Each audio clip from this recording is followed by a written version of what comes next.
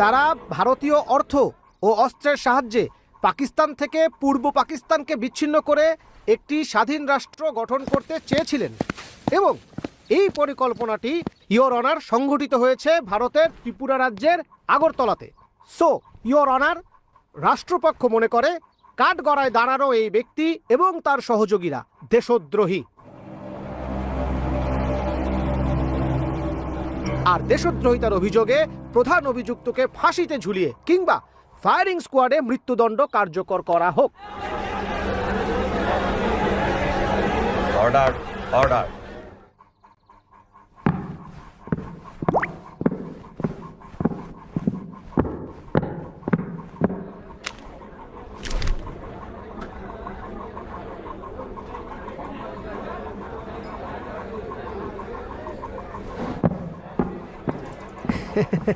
Your honour. হ্যাঁ হ্যাঁ, আজকের শুনানি মুলতবি। শীঘ্রই চূড়ান্ত রায় ঘোষণা হবে।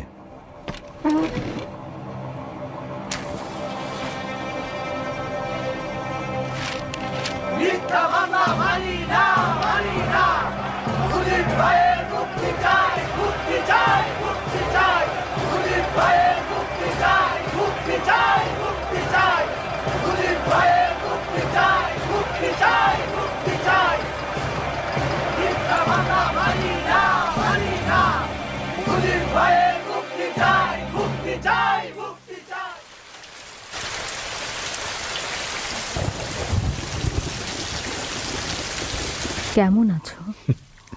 ভালো আছি রেনু।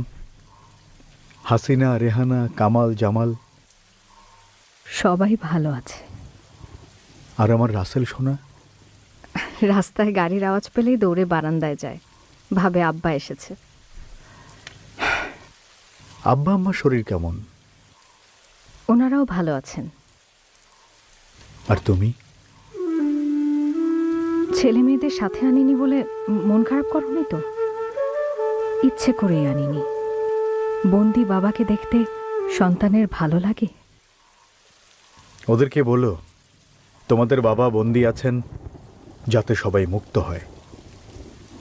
এটা নিয়ে মন খারাপ করবে না। আমি তোমাকে দেশের জন্য উৎসর্গ করেছি।